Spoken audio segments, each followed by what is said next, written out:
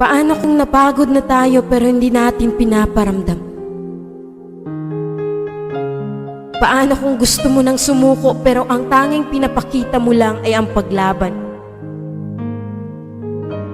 Sa buhay, hindi natin kailangan ipakita na palagi tayong malakas, masaya. Minsan, kailangan din natin ipahinga.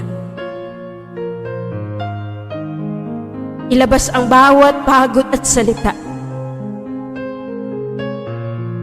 Maraming hindi nakakaintindi. Pero ito, andito tayo sa realidad na kung saan tinatago natin ang sakit na nararamdaman.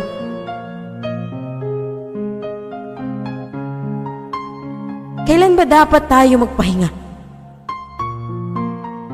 At kailan sabihin na ayaw ko na?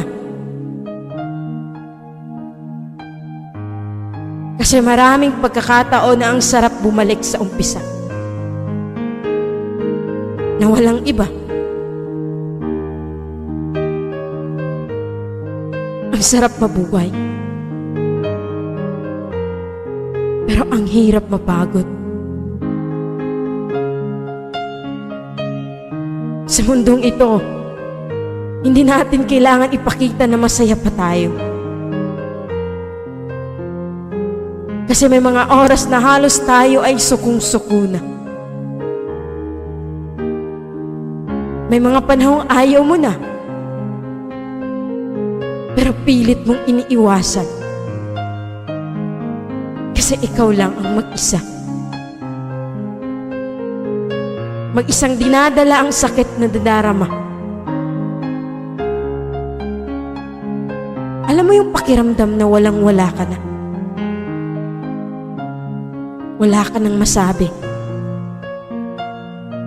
Dahil pagod ka na sa paulit-ulit na sakit. Yung parang ayaw mo na. Napapagod tayo hindi dahil mahina. Napapagod kasi nangangarap at patuloy na lumalaban sa buhay.